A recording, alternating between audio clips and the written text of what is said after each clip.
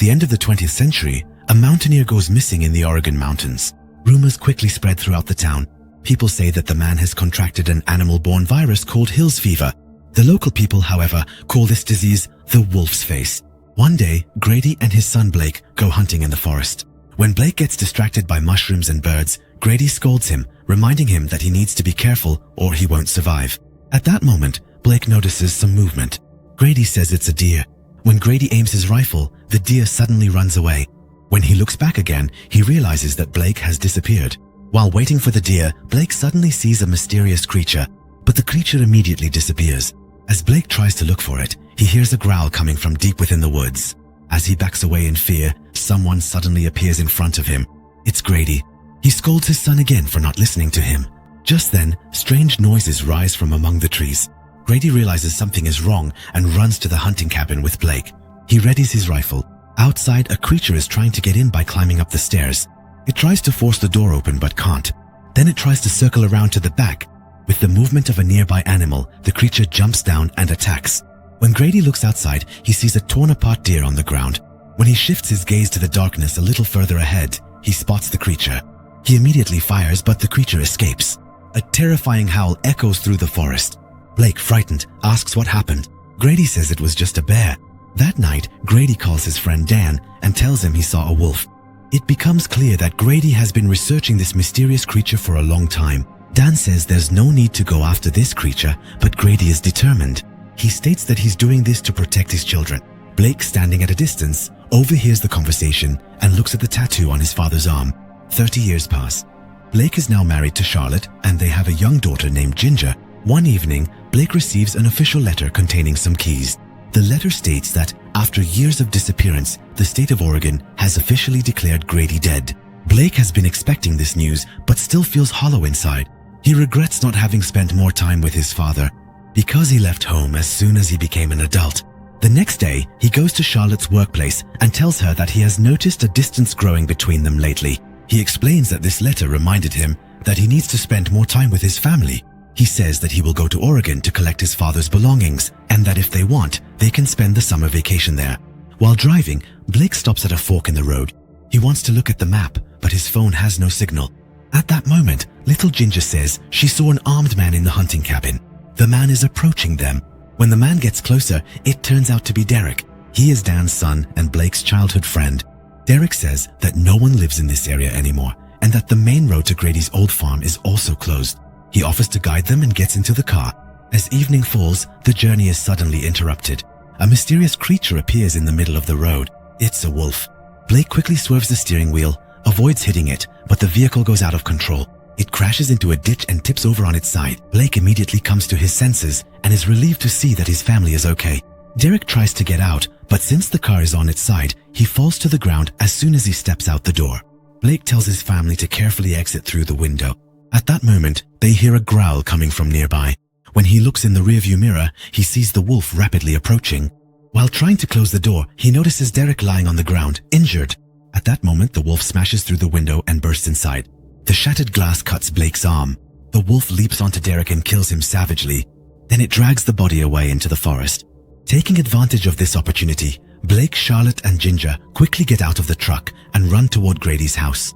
But just before they reach the house, the wolf appears again and chases after them. The family runs with all their might and reaches the building. They rush inside and slam the door shut. The wolf starts attacking the door and Blake holds it with all his strength. After minutes of this struggle, the creature finally moves away. Blake grabs a flashlight and goes down to the basement to start the generator. The lights in the house and the other buildings on the farm come on. Frightened, Ginger wants to go home, but Blake explains that it's too dangerous outside at night and that they need to wait until morning. Then he hugs his daughter and apologizes for not being able to protect her. Father and daughter share an emotional moment. Charlotte wonders what it was that they saw on the road. Blake says that it looked like an animal standing on two legs. Then he pushes a cabinet in front of the door to barricade it. He finds his father's old radio. He calls for help but gets no response. After a while, he notices a strange smell and goes into the room to find its source. Inside, there are piles of meat and dried food. Curiously, he eats a bit of it, but suddenly his jaw starts to ache. He thinks it's because he hit the steering wheel in the accident, but suddenly, one of his teeth breaks and falls out. Worried, Charlotte immediately checks his wounds. There is a deep cut on Blake's arm. While Charlotte is cleaning the wound, Blake says it was caused by the glass. However, Charlotte realizes that the wound doesn't look like a glass cut, so she bandages it and returns to the radio. After a while, Blake nails boards to the floor to make the barricade sturdier, but because his hands are shaking, he injures his finger with the hammer. Drenched in sweat, Blake goes to the kitchen to get some water. Just then, he hears noises coming from a distance. With the hammer in his hand, he slowly goes up to the floor where the sound is coming from. The sound is coming from a specific room. When he opens the door, he sees that it's just a spider moving inside the closet, and he feels relieved. But immediately after, he starts to feel dizzy and short of breath. He has trouble standing but manages to pull himself together and goes downstairs. Charlotte and Ginger are sitting on the couch. There doesn't seem to be anything wrong, but Blake starts to hear footsteps and deep growls coming from outside. Blake slowly approaches the window, lifts his nose into the air and starts to sniff. Charlotte notices him doing this instinctively as someone walks outside. Her husband's behavior strikes her as odd. Blake heads toward the door, but just then, a wolf reaches its paw through the pet door, grabs his leg, and tries to drag him outside. Charlotte immediately grabs the hammer and strikes the wolf's arm with it. She forces the creature to retreat. Blake screams in pain and soon passes out. When he opens his eyes, he's on the couch. He starts calling for his family, but only hears a muffled sound.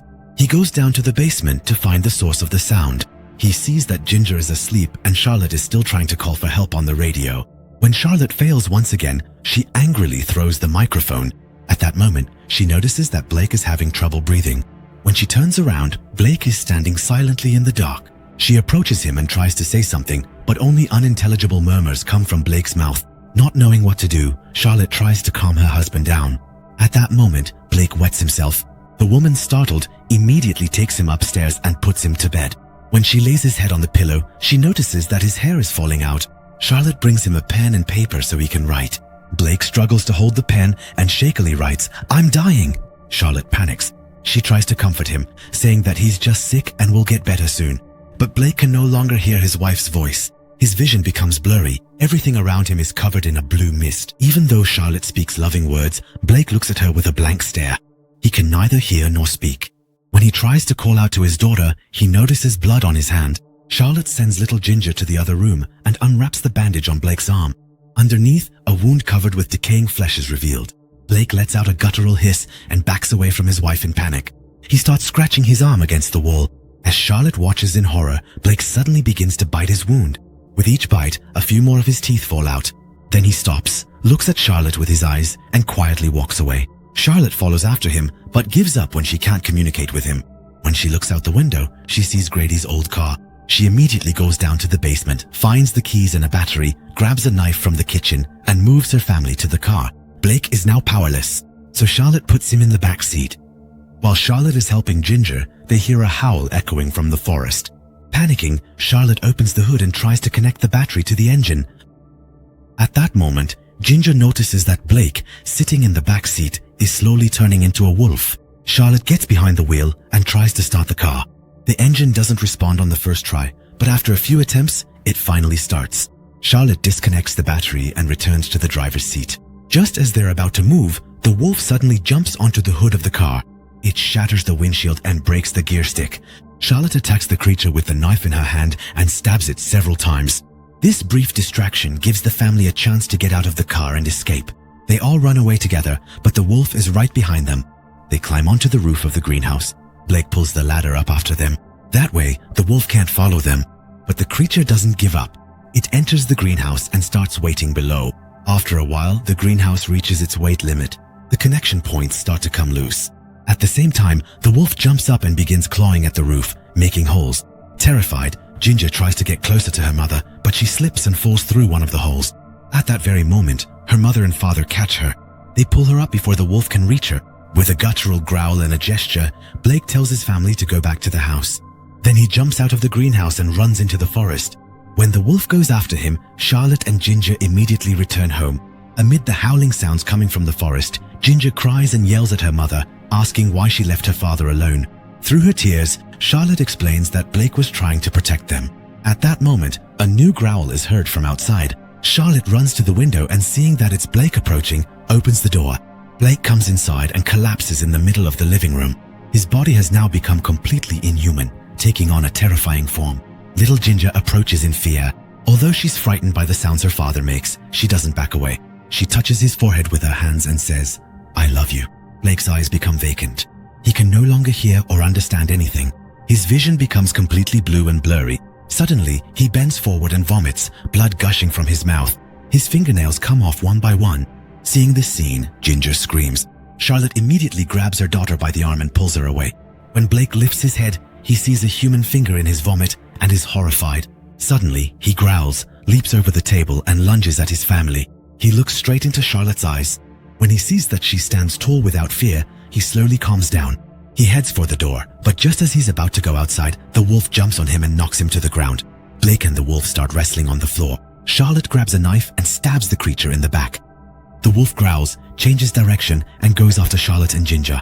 Charlotte hides her daughter in another room, but the wolf comes pounding at the door. Just then, Blake reappears and starts fighting the wolf again.